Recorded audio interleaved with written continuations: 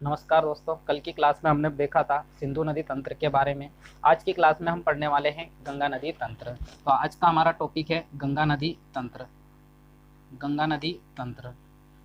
गंगा नदी को हम देखेंगे उद्गम से ले कहाँ से गंगा नदी का उद्गम होता है और किन किन रास्ते से ये प्रवाहित होती हुई और कहाँ पर जाकर ये बंगाल की खाड़ी में मिलती है। तो गंगा नदी के पूरे प्रवाह को समझने से पहले मैं आपको गंगा नदी की कुछ बेसिक सामान्य जानकारी मैं आपको बता दूं।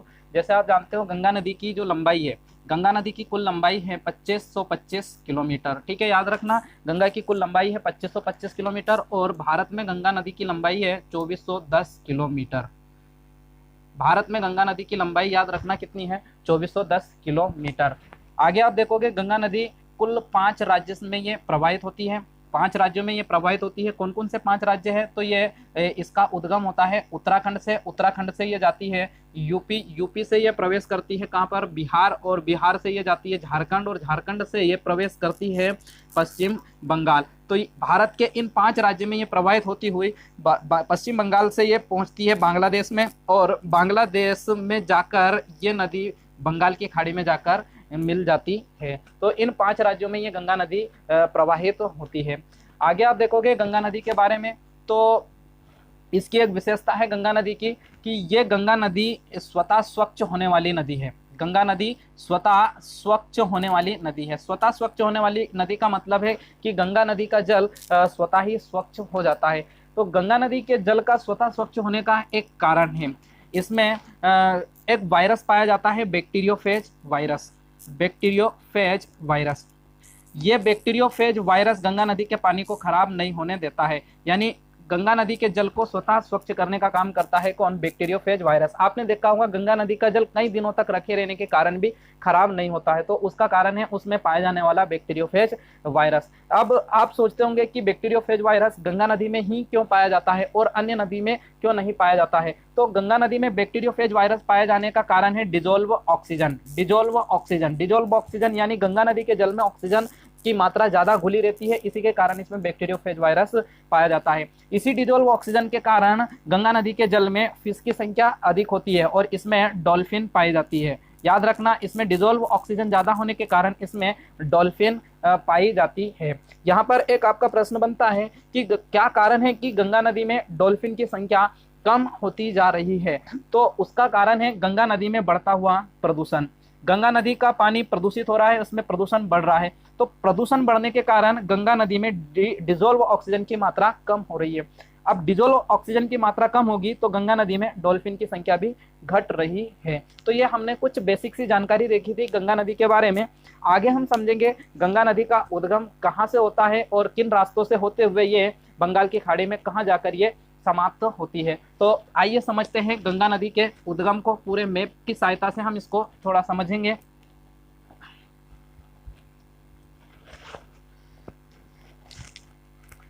गंगा का उद्गम होता है उत्तराखंड से। उत्तराखंड में यहाँ पर एक ग्लेशियर आता है, एक हिमानी आता है, जिसको हम कहते हैं गंगोत्री। यह गंगोत्री एक स्थान है, यहाँ से आप जानते होंगे। आपको एक बात मैं आपको बता दूं कि गंगा नदी का उद्गम गंगा के नाम से नहीं होता है। गंगा का नाम आगे जाके पड़ता है। गंगा कई अलग अलग धाराओं के रूप में निकलती है और सारी धाराओं के मिलने के बाद गंगा का नाम गंगा होता है। तो हम इन्हीं धाराओं को पहले देखेंगे, कौन कौन सी धारा कहाँ कहाँ से निकल कर आती है और कहाँ जाकर ये मिलती है और कहाँ से गंगा का नाम गंगा पड़ता है। तो समझना, गंगा नदी का जो मुख्य उद्गम माना जाता है वो है गंगोत्री। ठीक है, गंगोत्री से यहाँ से एक धारा निकलती है, ये धारा कहलाती है जानवी। गंगा से एक धारा निकलती है, ये धारा कहलाती है जानवी। ये जानवी नदी पहुंचती है आगे गोमुख, यहाँ पर पड़ता है गोमुख, और गोमुख पहुंचती है। गोमुख के बाद में इस जानवी का नाम हो जाता है भागीरथी। इस जानवी का नाम क्या हो जाता है, भागीरथी। ठीक है, भागीरथी, गोमुख के बाद में इसका नाम भागीरथी होता है। गोमुख से पहले इसका नाम था क्या, जानवी नदी। अब ये भागीरथी नदी आगे प्रवाहित होती है। तो इसी गंगोत्री जो कि उत्तरकाशी जिले में है, यहीं से एक और धारा निकलकर आती है, ये धारा है भिलांगना। ये है भिलांगना। ये भिलांगना यहाँ से निकलती है और ये आगे जाकर भागीरथी में मिल जाती है। तो दोनों का संगम जहाँ होता है, ये दोनों नदी जहाँ पर मिलती है, ये स्थान है टिहरी। ठीक है। यही टिहरी में यहाँ पर भारत का सबसे ऊंचा बांध बना हुआ है, टिहरी बांध, जिसकी ऊंचाई 261 मीटर। और इसी टिहरी बांध के पीछे एक जलाशय बना हुआ है जिसको हम कहते हैं स्वामी राम तीर्थ सागर झील। तो ये टिहरी में दोनों नदी मिलती है। ये वाला जो स्थान है इसको गोविंद प्रयाग भी कहा जाता है। इस स्थान को गोविंद प्रयाग भी कहा जाता है, गोविंद प्रयाग भी कहा जाता है। अब गोविंद प्रयाग के बाद आगे ये दोनों संयुक्त धाराएं भागीरथी के नाम से जानी जाती है। आगे भी इनका नाम भागीरथी ही रहता है। ये भागीरथी के नाम से जानी जाती है। आगे जब भागीरथी आगे ये प्रवाहित होती है तो इस भागीरथी नदी से इधर से एक और धारा निकल कर आती है। ये धारा है अलकनंदा। ये अलकनंदा इधर से निकल कर आती है और ये अलकनंदा भागीरथी नदी से आकर मिल जाती है। तो अलकनंदा और भागीरथी नदी आपस में एक दूसरे से जहां पर ये मिलती है, ये वाला जो संगम स्थान है इसको हम कहते हैं देवप्रयाग। याद रखना, देवप्रयाग में भागीरथी और अलकनंदा दोनों का संगम होता है। तो भागीरथी और अलकनंदा जब आपस में मिल जाती है तो मिलने के बाद दोनों जो संयुक्त धारा है, ये दोनों संयुक्त धारा जानी जाती है गंगा के नाम से। तो यहाँ पर आपका प्रश्न बनता है, गंगा नदी का नाम गंगा कहाँ से पड़ता है? तो देवप्रयाग के बाद, भागीरथी और अलकनंदा के मिलने के बाद गंगा का नाम क्या पड़ता है? गंगा पड़ता है। आगे आप देखोगे, आगे गंगा को हम समझने से पहले थोड़ी सी अलकनंदा की सहायक नदी के बारे में हम जानेंगे। तो अलकनंदा की कौन कौन सी सहायक नदियां हैं मुख्य, इनको हम देखते हैं। इधर एक ये जो पहले तो मैं आपको बता दूं, अलकनंदा का जो उद्गम होता है ये होता है सतोपंथ हिमानी से। यहाँ पर एक हिमानी पड़ता है, एक ग्लेशियर है सतोपंथ ग्लेशियर, यहाँ से अलकनंदा निकलती है। यहीं पर एक और ग्लेशियर आपको देखने को मिलेगा, माना ग्लेशियर। यहाँ पर एक ग्लेशियर पड़ता है माना ग्लेशियर। इस माना ग्लेशियर से यहाँ से निकलती है धौली गंगा। ये धौली गंगा नदी यहाँ से निकलकर आती है और ये धौली गंगा नदी आकर अलकनंदा में मिल जाती है। तो जहाँ पर धौली गंगा और अलकनंदा का संगम होता है तो दोनों का ये जो संगम स्थान है, ये संगम स्थान कहलाता है विष्णु प्रयाग। विष्णु प्रयाग, विष्णु प्रयाग। प्रश्न आपका बनता है विष्णु प्रयाग किन दो नदियों का संगम स्थान है? तो अलकनंदा और धौली गंगा का ये संगम स्थान है। यहाँ पर एक और ग्लेशियर आपको देखने को मिलेगा, एक और ग्लेशियर यहाँ पर पड़ता है त्रिशूल ग्लेशियर। यह है यहाँ पर स्थित त्रिशूल ग्लेशियर। इस त्रिशूल ग्लेशियर से एक और नदी का उद्गम होता है। ये नदी है, ये त्रिशूल ग्लेशियर से निकलती है और अलकनंदा में जाकर मिल जाती है। तो ये त्रिशूल ग्लेशियर से यहाँ से एक नंदाकिनी नदी निकलती है। यहाँ से निकलती है नंदाकिनी नदी, नंदाकिनी नदी। ये नंदाकिनी नदी का उद्गम होता है त्रिशूल ग्लेशियर से है और ये नंदाकिनी अलकनंदा में जहाँ पर मिलती है, ये दोनों का जो संगम होता है, इस संगम स्थान को कहते हैं नंद प्रयाग। नंद प्रयाग, याद रखना, नंद प्रयाग में अलकनंदा और नंदाकिनी दोनों नदी आपस में मिलती हैं। आगे यहाँ पर एक और ग्लेशियर आपको देखने को मिलेगा, पिंडर ग्लेशियर। यहाँ पर एक ग्लेशियर पड़ता है पिंडर ग्लेशियर। इस पिंडर ग्लेशियर से यहाँ से उद्गम होता है पिंडारी नदी का। यहाँ से उद्गम हुआ पिंडारी नदी का और ये पिंडारी नदी आगे जाकर अलकनंदा में मिलती है। तो अलकनंदा और पिंडारी नदी दोनों जहां पर मिलती है, ये दोनों का जो संगम स्थान है ये जाना जाता है कर्णप्रयाग के नाम से, कर्णप्रयाग। तो कर्णप्रयाग में अलकनंदा और पिंडारी नदी दोनों का संगम होता है। इधर आपको एक ग्लेशियर देखने को मिलेगा, चारोबार ग्लेशियर। चारोबार ग्लेशियर, ये चारोबार ग्लेशियर से यहाँ से उद्गम होता है मंदाकिनी नदी का। ये मंदाकिनी नदी चारोबार ग्लेशियर से निकलती है और आगे जाकर ये अलकनंदा में मिल जाती है। ये नदी है मंदाकिनी नदी, मंदाकिनी नदी।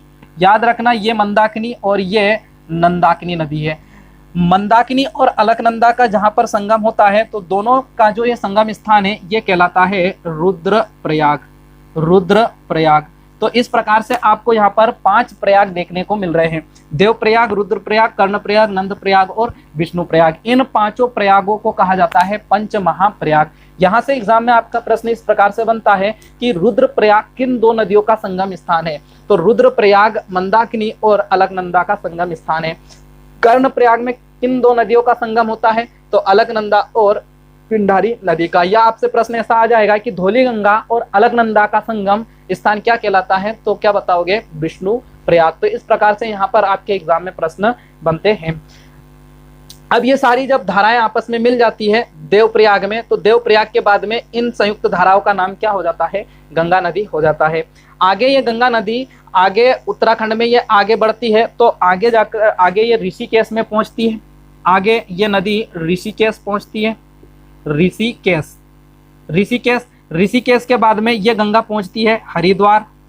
ऋषिकेश के बाद ये पहुंचती है कहाँ पर? हरिद्वार। तो यहाँ पर याद रखना, हरिद्वार के बाद ये गंगा नदी मैदानी भाग में प्रवेश करती है, मैदानी भाग में प्रवेश करती है। प्रश्न आता है कि गंगा नदी मैदान में कहाँ से प्रवेश करती है? तो हरिद्वार के बाद ये गंगा नदी मैदान में प्रवेश करती है। हरिद्वार से पहले इधर ये गंगा नदी हिमालय क्षेत्र, पहाड़ी क्षेत्र में प्रवाहित हो रही थी। यहाँ पर पूरा हिमालय क्षेत्र है जिसमें प्रवाहित हो रही थी, और हरिद्वार के बाद लग जाता है क्या? मैदानी क्षेत्र, और मैदानी क्षेत्र में ये गंगा नदी आती है। अब इस मैदानी क्षेत्र में उत्तराखंड से यहाँ से लगा हुआ है क्या? यूपी। अब ये गंगा नदी यूपी में प्रवेश करती है। यूपी में ये प्रवेश करेगी तो यूपी में इससे एक नदी आकर मिलती है, रामगंगा नदी। याद रखना, ये रामगंगा नदी यूपी में आकर गंगा से मिलती है। तो रामगंगा का उद्गम भी इधर उत्तराखंड से, यहाँ बता रहा हूं मैं, उत्तराखंड में एक स्थान आता है नैनीताल, नैनीताल। तो नैनीताल से यहाँ से निकलती है रामगंगा नदी। ये रामगंगा नदी नैनीताल से निकलती है और यूपी के कन्नौज में जाकर गंगा से मिलती है। कहाँ पर? याद रखना, यूपी के कन्नौज में जाकर गंगा से मिल जाती है। तो हमने देखा ये रामगंगा नदी, रामगंगा का उद्गम कहाँ से हो रहा है? नैनीताल से, और नैनीताल से निकलकर यूपी के ये बिजनौर जिले में प्रवेश करती है, यूपी के बिजनौर जिले में, और बिजनौर में जिले में प्रवेश करने के बाद ये कन्नौज में आकर गंगा से मिल जाती है। आगे आप देखोगे ये गंगा नदी पहुंचती है इलाहाबाद। ये आगे गंगा नदी पहुंचती है कहाँ पर? इलाहाबाद पहुंचती है। इलाहाबाद, जिसको हम प्रयागराज भी कहते हैं, ठीक है। इलाहाबाद को हम कहते हैं प्रयागराज। वर्तमान में इसका जो नाम है वो है महाप्रयाग, प्रयागराज। ये प्रयागराज पहुंचती है इलाहाबाद, या इसी को हम कहते हैं प्रयागराज। तो प्रयागराज में, इलाहाबाद में, यहाँ पर गंगा से एक मुख्य सहायक नदी इसकी मिलती है, जो गंगा की सबसे बड़ी सहायक नदी है, ये है यमुना नदी। ये यमुना नदी आप देखोगे तो यहाँ पर इधर पड़ता है यमुनोत्री। ये गंगा का उद्गम उत्तराखंड के यमुनोत्री से होता है। यहाँ पर एक स्थान आता है यमुनोत्री। ये यमुनोत्री में यहाँ पर एक हिमनद, एक ग्लेशियर है, बंदरपुंछ ग्लेशियर या बंदरपुंछ हिमानी।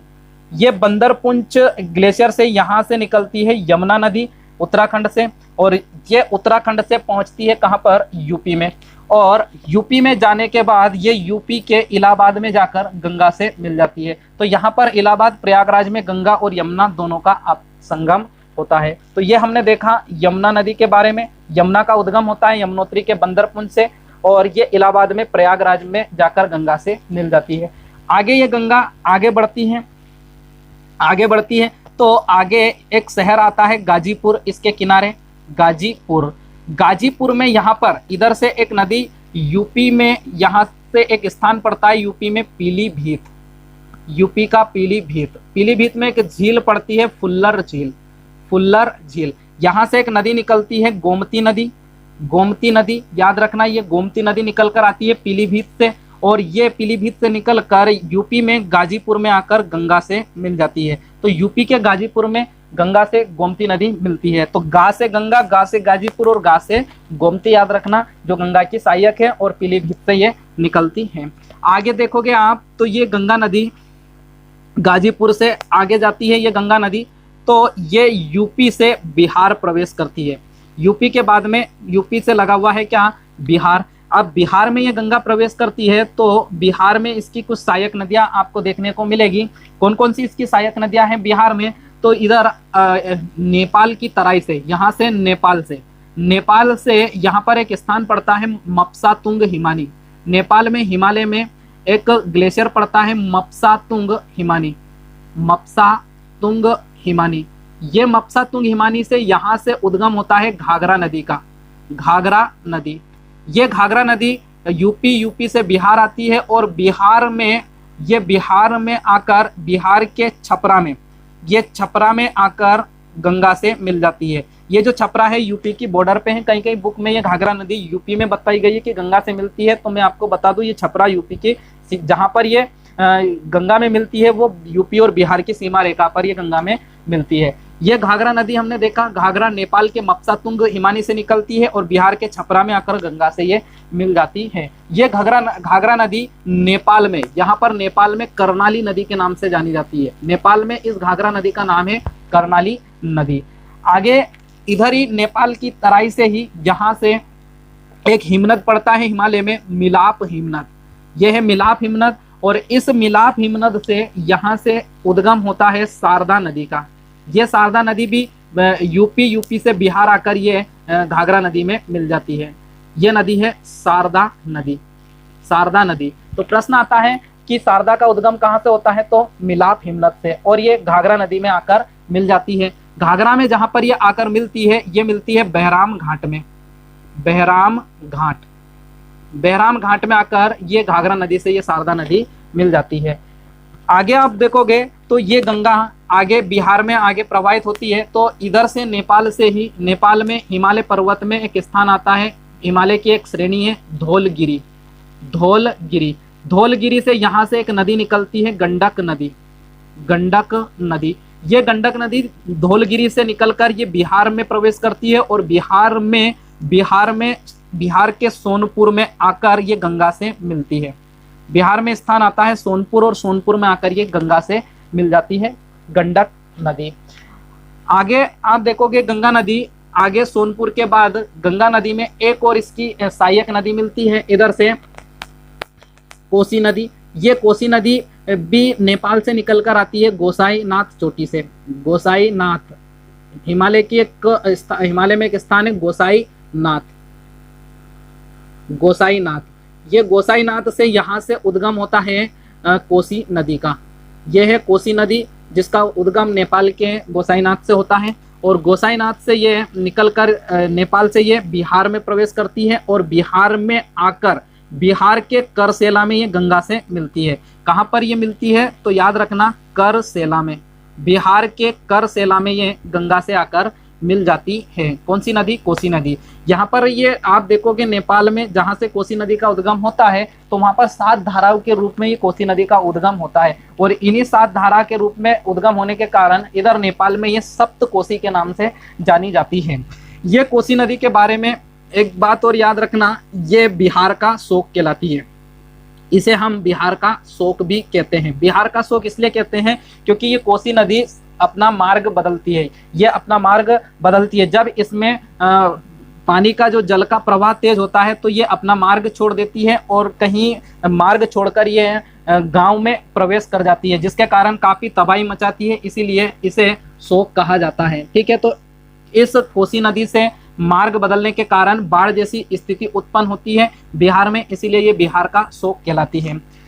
आगे हम देखते हैं तो ये गंगा नदी बिहार से आगे बढ़ती है, तो बिहार से आगे ये गंगा नदी पहुंचती है कहाँ पर, झारखंड। झारखंड में ये ज़्यादा इसका एरिया नहीं है, झारखंड में ये मात्र 40 किलोमीटर प्रवाहित होती है। साहेबगंज जिले में ये प्रवेश करती है झारखंड के। फिर झारखंड से ये नदी प्रवेश करती है पश्चिम बंगाल में। यहाँ पर ये पश्चिम बंगाल में ये गंगा नदी प्रवेश करती है। पश्चिम बंगाल में आप देखोगे तो इस नदी पर एक बांध बना हुआ है, फरक्का बांध। इस नदी के किनारे एक बांध आता है, फरक्का बांध, और ये फरक्का बांध क्या करता है, इस गंगा नदी को 2 भाग में बांट देता है। इसकी एक मुख्य धारा है जो गंगा कहलाती है। ये गंगा इधर हमारे पड़ोस में एक देश आता है बांग्लादेश, ये पड़ता है इधर बांग्लादेश, और ये गंगा बांग्लादेश में पहुंच जाती है जहां पर इसका नाम हो जाता है क्या, पद्मा। तो पद्मा के नाम से ये बांग्लादेश में प्रवेश कर जाती है। और इसकी जो एक धारा है यहाँ से जो निकलती है दूसरी धारा, इसको हम कहते हैं हुगली नदी। इसका नाम है हुगली नदी। ये कोलकाता होते हुए, पश्चिम बंगाल के कोलकाता होते हुए इधर बंगाल की खाड़ी में गिर जाती है, बंगाल की खाड़ी में ये गिर जाती है। और ये जो गंगा थी, ये जो बांग्लादेश में पद्मा के नाम से जानी जाती है, और इधर से एक नदी आती है जिसको कहा जाता है जमुना। तो जमुना और पद्मा आपस में मिल जाती है। फिर आगे इससे एक और नदी मिलती है मेघना, इधर एक नदी और मिलती है मेघना, और मेघना के नाम से ये बंगाल की खाड़ी में जाकर गिर जाती है। तो हमने ये देखा गंगा नदी का उद्गम और कहाँ जाकर ये समाप्त होती है, तो बंगाल की खाड़ी में जाकर ये मेघना के नाम से बंगाल की खाड़ी में ये मिल जाती है। तो यहाँ पर ये जो मैं बांग्लादेश की स्थिति बता रहा हूँ, तो बांग्लादेश में इसका नाम पद्मा, इधर से ये जमुना, ये मेघना, इसकी पूरी जो स्थिति है ये हम समझेंगे ब्रह्मपुत्र नदी तंत्र में। यहाँ की पूरी कहानी को हम डिटेल में समझेंगे ब्रह्मपुत्र नदी तंत्र में। अभी हम भारत तक की स्थिति देख रहे हैं कि फरक्का बांध ये गंगा को दो भाग में डिवाइड कर देता है। एक मुख्य धारा गंगा जो बांग्लादेश में पद्मा हो जाती है, और एक दूसरी धारा जो कि हुगली नदी। यह हुगली नदी पश्चिम बंगाल में जाकर बंगाल की खाड़ी में गिर जाती है। इसी हुगली नदी की एक सहायक नदी है दामोदर नदी। इसी हुगली नदी में एक नदी आकर मिलती है दामोदर नदी। यह दामोदर नदी झारखंड के छोटा नागपुर के पठार से निकलती है। याद रखना, झारखंड के ये छोटा नागपुर के पठार से निकलती है दामोदर नदी, और ये पश्चिम बंगाल में हुगली नदी से मिल जाती है। और इसके मिलने के बाद ये नदी बंगाल की खाड़ी में जाकर डेल्टा का निर्माण करती है। तो ये हमने देखा गंगा के बारे में। इसमें एक और सामान्य में जानकारी बता दूं आपको कि ये जो मुख्य नदी है और इस मुख्य नदी की ये सारी सहायक नदियां हैं। तो किसी भी नदी में यदि कोई नदी का जल आकर मिलता है, कोई नदी का संगम होता है नदी में, तो वो कहलाती है सहायक नदियां। जैसे ये गंगा है और ये सारी इसकी क्या है, सहायक नदी। लेकिन अगर कोई नदी है और वो नदी से अगर कोई धारा उससे अलग होती है, यदि नदी में कोई धारा आकर मिलती है तो वो कहलाती है उसकी सहायक नदी। लेकिन नदी से कोई धारा अलग होती है तो उसे हम कहते हैं वितरिका। तो ये जितनी भी धाराएं हैं ये गंगा में मिल रही है तो ये सारी सहायक नदी कहलाती है। लेकिन पश्चिम बंगाल में फरक्का बांध से यहाँ पर गंगा से एक धारा अलग हो रही है जिसको हम हुगली कहते हैं, तो ये इसकी क्या कहलाएगी, वितरिका कहलाती है। तो याद रखना, अगर नदी मिलती है तो उसे हम कहते हैं सहायक नदी, और अगर नदी से कोई धारा अलग होती है तो उसे हम कहते हैं क्या, वितरिका। ठीक है, तो वितरिका क्या है, तो वितरिका किसी भी नदी से अलग हुई धारा है। तो हमने ये धारा सहायक नदियां देखी गंगा नदी की। इसके बाद आप यमुना नदी की भी कुछ सहायक नदियां देखोगे। तो मध्य प्रदेश में यहाँ पर इंदौर में एक स्थान आता है जानापावा पहाड़ी। जानापावा से यहाँ से एक नदी का उद्गम होता है। इस नदी का नाम है चंबल नदी। यह चंबल नदी मध्य प्रदेश के जानापावा से निकलती है और यूपी के इटावा में, कहाँ पर, यूपी के इटावा में आकर ये यमुना से मिल जाती है। इधर मध्य प्रदेश में ही आप इसकी यमुना की एक और सहायक नदी देखोगे, बेतवा नदी। ये बेतवा नदी मध्य प्रदेश के रायसेन से निकलती है और ये भी यूपी में आकर यमुना से मिल जाती है हमीरपुर में। यूपी के हमीरपुर में यमुना से मिल जाती है। यही मध्य प्रदेश में कटनी में कैमूर पहाड़ी, आपको विंध्यन श्रेणी में एक पहाड़ी मिलेगी, कैमूर पहाड़ी। और इस कैमूर पहाड़ी से यहाँ से एक नदी निकलती है, केन नदी। तो ये केन नदी कटनी के कैमूर से, जो कि विंध्याचल श्रेणी का एक हिस्सा है, विंध्याचल श्रेणी का एक पहाड़ी है कैमूर पहाड़ी, यहाँ से केन निकलती है और यूपी में बांदा जिले में जाकर ये गंगा से मिल जाती है। तो ये मध्य प्रदेश से मिलने वाली गंगा की सहायक नदियां हैं। फिर मध्य प्रदेश में ही एक स्थान आपने सुना होगा, अमरकंट। और अमरकंट से यहाँ से एक सोन नदी निकलती है और ये सोन नदी यूपी से ये प्रवेश करती है बिहार, और बिहार के पटना में जाकर ये गंगा से मिल जाती है। यह है सोन नदी। ये अमरकंट एक ऐसा स्थान है जहां से 2-2 किलोमीटर के अंतराल पर 3 नदी का उद्गम होता है, एक सोन नदी और यहीं से एक और नदी निकलती है, नर्मदा नदी। और इसी अमरकंट से एक नदी निकलती है जोहिला, ये जोहिला नदी, और ये आगे जाकर ये जोहिला मिल जाती है किसमें, सोन नदी में। ठीक है, तो ये अमरकंट से 3 नदियों का उद्गम होता है 2-2 किलोमीटर के अंतराल पर। तो ये थी मध्य प्रदेश से मिलने वाली यमुना की या गंगा की सहायक नदियां। तो ये पूरा जो जल ग्रहण क्षेत्र है, ये पूरा गंगा का जल ग्रहण क्षेत्र है, जहां जहां से गंगा नदी में जल प्राप्त हो रहा है। तो इस पूरे क्षेत्र को हम गंगा जल ग्रहण क्षेत्र कहते हैं। और याद रखना, भारत का सबसे बड़ा जल ग्रहण क्षेत्र है गंगा जल ग्रहण क्षेत्र। गंगा का जो जल ग्रहण क्षेत्र है ये 15 राज्य में फैला हुआ है, यानी कि 15 राज्य की सहायक नदियों का जल गंगा नदी को प्राप्त होता है। जबकि गंगा नदी 5 राज्य में प्रवाहित होती है और इससे आकर जो सहायक नदियां मिलती है ये कुल 15 राज्यों की सहायक नदियां इससे आकर मिलती है। तो ये हमने देखा गंगा नदी की उत्पत्ति के बारे में। आगे हम देखते हैं गंगा और उसकी कुछ मुख्य सहायक नदियों की लंबाई। तो लंबाई आप देखोगे गंगा और उसकी कुछ हम मुख्य सहायक नदियां की लंबाई हम देखते हैं। तो सबसे पहले मैं आपको बता दूं, गंगा नदी की लंबाई मैंने आपको पहले ही बताया था 2525 किलोमीटर है, और मध्य भारत में इसकी लंबाई है 2410 किलोमीटर।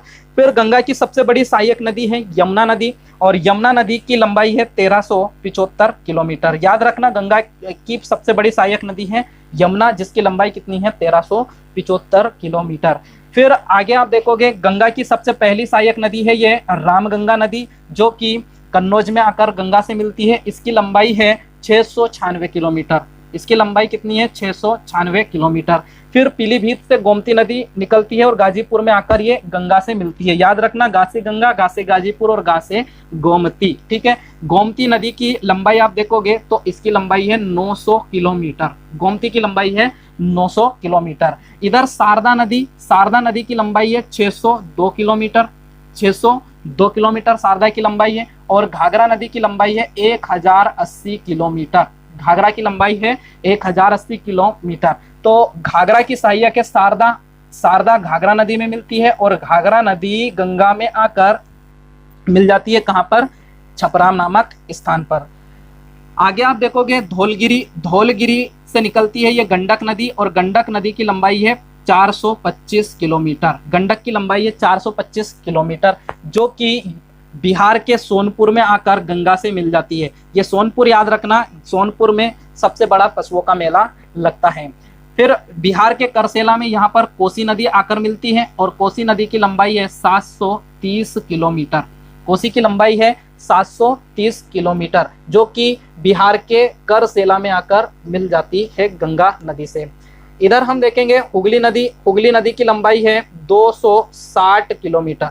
हुगली नदी की लंबाई याद रखना 260 किलोमीटर हुगली नदी की लंबाई है। इधर मुख्य सहायक नदियों में आप देखोगे तो यमुना की मैं आपको सहायक नदी बता दूं तो यमुना की सहायक नदी है चंबल, जिसकी लंबाई है 965, या कहीं कहीं इसकी लंबाई आपको मिलेगी 960 किलोमीटर।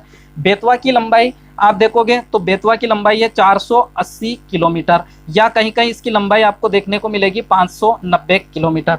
केन की लंबाई आप देखोगे तो केन की लंबाई है 427 किलोमीटर केन की लंबाई है, और सोन की लंबाई है 780 किलोमीटर।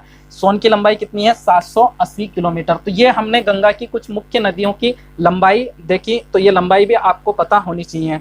तो ये था गंगा नदी तंत्र और गंगा नदी तंत्र से आने वाले प्रश्न। तो यहाँ पर याद रखना, गंगा जलग्रहण क्षेत्र या गंगा नदी तंत्र भारत का सबसे बड़ा जलग्रहण क्षेत्र है। और कितने राज्यों का जल इस नदी को प्राप्त होता है, तो कुल 15 राज्य का जल इस नदी को प्राप्त होता है, और ये 5 राज्य में प्रवाहित होती है। तो आज के लिए इतना ही। धन्यवाद। जय हिंद, जय भारत। बाकी आगे की कहानी पढ़ेंगे हम अगली क्लास में।